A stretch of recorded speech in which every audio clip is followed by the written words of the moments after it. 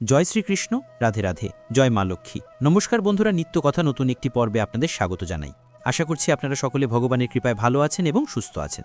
সনাতন ধর্ম এবং ভারতীয় আধ্যাত্মিক ঐতিহ্যে কার্তিক মাস একটি অত্যন্ত পবিত্র এবং মহিমাময় সময়কাল।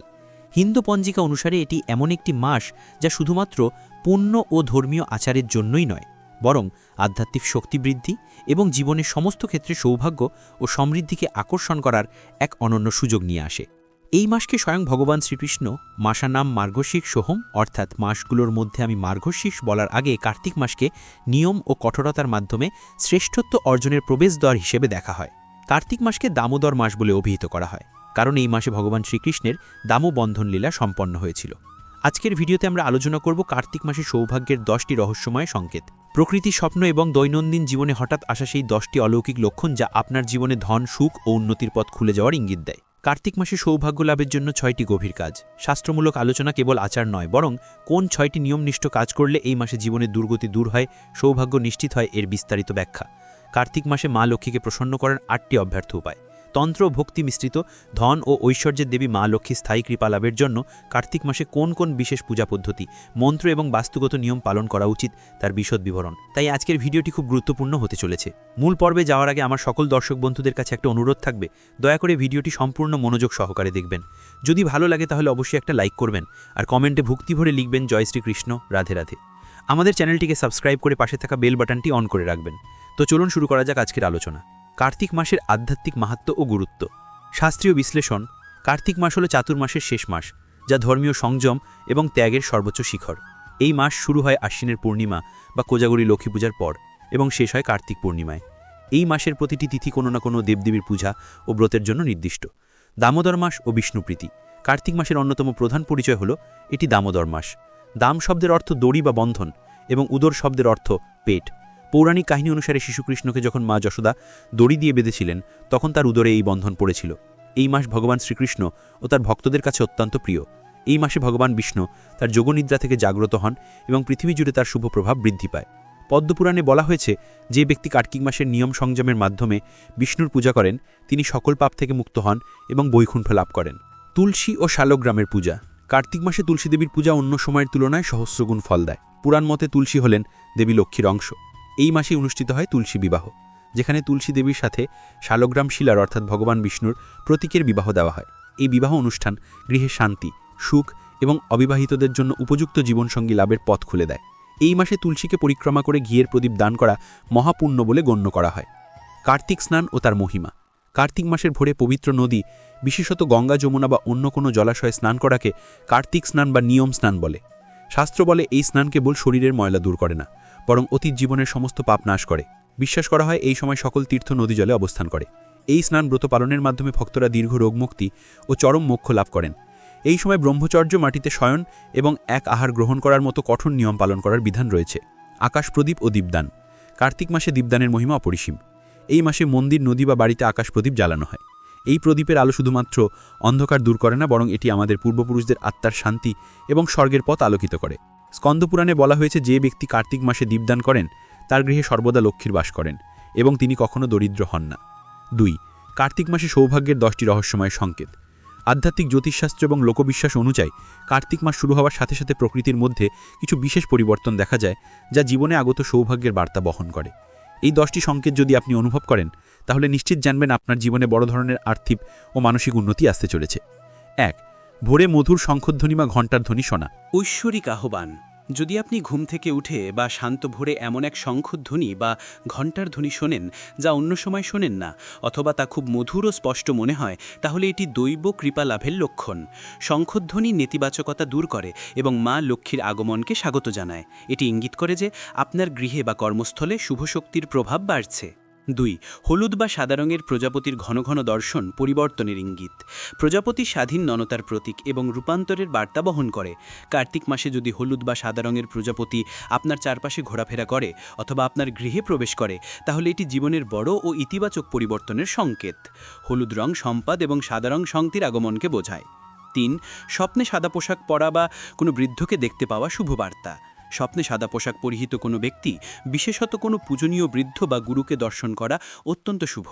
এই স্বপ্ন ইঙ্গিত করে যে আপনার পূর্বপুরুষদের আশীর্বাদ আপনার সাথে রয়েছে এবং আপনার জীবনে কোনো বড় বাধা দূর হতে চলেছে। সাদা পোশাক মানসিক ও আধ্যাত্মিক উন্নতির প্রতীক। 4. পথে বাদানে হলুদ ফুল বা শুকনো করি প্রাপ্তি, ধনপ্রাপ্তি।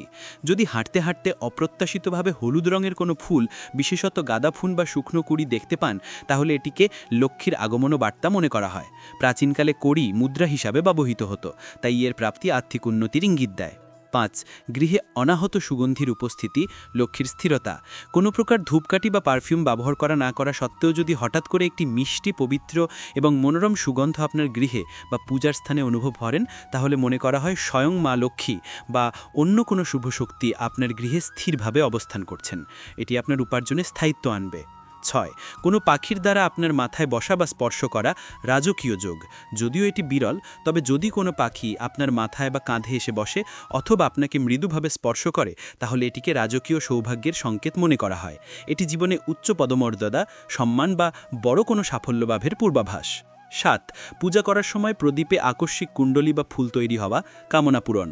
প্রদীপ জ্বালানোর পর যদি দেখেন শিখার মধ্যে কোনো ধোঁয়ার কুণ্ডলী তৈরি হচ্ছে অথবা প্রদীপের ঘি বা তেল পুড়ে ফুলের মতো আকার নিচ্ছে, তাহলে এটি আপনার কোনো গুরুত্বপূর্ণ ইচ্ছা বা মনের আকাঙ্ক্ষা পূরণ হওয়ার অলৌকিক সংকেত। 8. সকালের আলোয় শিশির বা মুক্তোর মতো ফোঁটা দেখা, স্বচ্ছতা ও শান্তি। কার্তিক মাসের ভোরে গাছের পাতা বা ঘাসের ওপর যখন শিশির বা মুক্তোর মতো জলীয় ফোঁটা দেখতে পান, তখন মনে করা হয় প্রকৃতি আপনার জীবনে শান্তি ও স্বচ্ছতা আনছে। এটি মানসিক চাপ কমার এবং সমস্যার জট খুলে যাওয়ার লক্ষণ। 9. দীর্ঘদিনের ঋণ বা পাওনা আদায় হওয়া, আর্থিক মুক্তি। যদি হঠাৎ করে আপনার দেওয়া কোনো পুরনো ঋণ বা অন্য কারো কাছ থেকে পাওনা অর্থ অপ্রত্যাশিতভাবে ফেরত আসে, তাহলে এটি কেবল আর্থিক লাভ নয়, বরং আপনার কর্মফলের ইতিবাচক পরিবর্তনের ইঙ্গিত। এটি আর্থিক মুক্তি এবং ভাগ্যচক্রের ঘোরার সংকেত। 10. গরুকে খাবার দেওয়ার সময় তার স্থির ও শান্ত দৃষ্টি, অনির্বচনীয় আশীর্বাদ।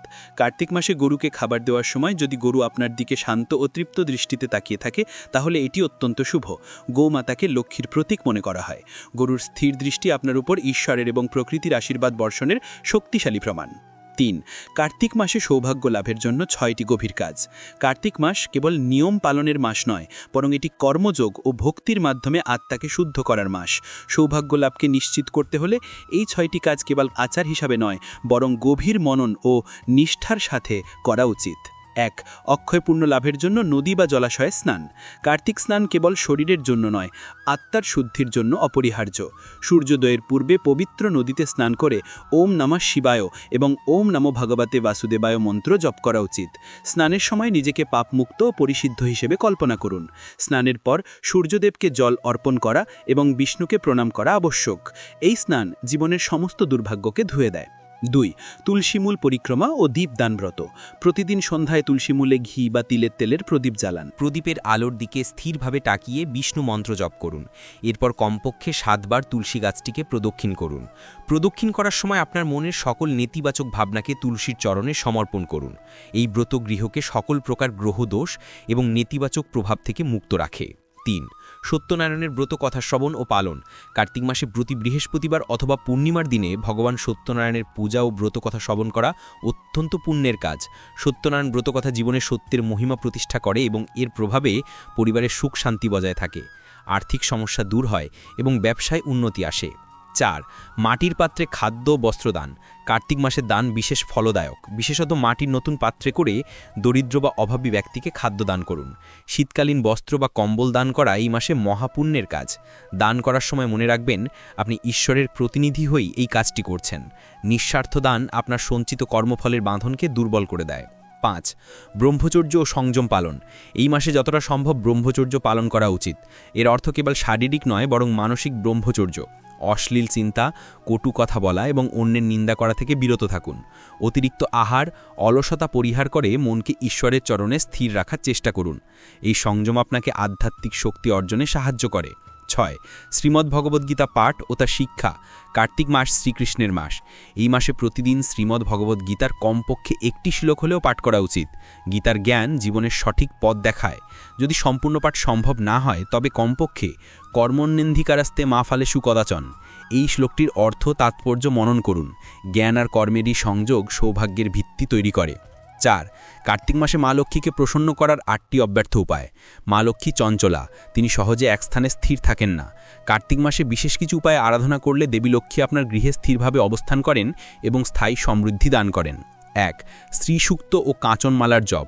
মা লক্ষ্মীর আরাধনার জন্য শ্রীসূক্ত পাঠ হল সবচেয়ে কার্যকরী পদ্ধতি। প্রতিদিন সকালে বা সন্ধ্যায় পদ্মবীজের মালায় অথবা স্ফটিকের মালায় ওম হ্রিম শ্রীম লক্ষ্মী নম মন্ত্রটি 108 বার জপ করুন। সম্ভব হলে জপের আগে দেবী লক্ষ্মীর মূর্তিকে দুধ, দই, মধু দিয়ে অভিষেক করুন। 2 হলুদ সরিষা ও হলুদ কড়ি স্থাপন। পূজার স্থানে একটি লাল কাপড়ের ওপর কিছু হলুদ সরিষা ও 11টি হলুদ কড়ি রাখুন। এইগুলি মা লক্ষ্মীর সামনে রেখে পূজা করুন। পূজা শেষে এই কাপড়ের পুটুলি আপনার ক্যাশ বাক্স বা লকারে রেখে দিন। হলুদ রং ধন আকর্ষণ করে এবং কড়ি মা লক্ষ্মীর আশীর্বাদের প্রতীক। 3 তুলসী মূলে শ্রী বিষ্ণুর মন্ত্র জপ করুন। তুলসীকে লক্ষ্মীর রূপ মনে করা হয়।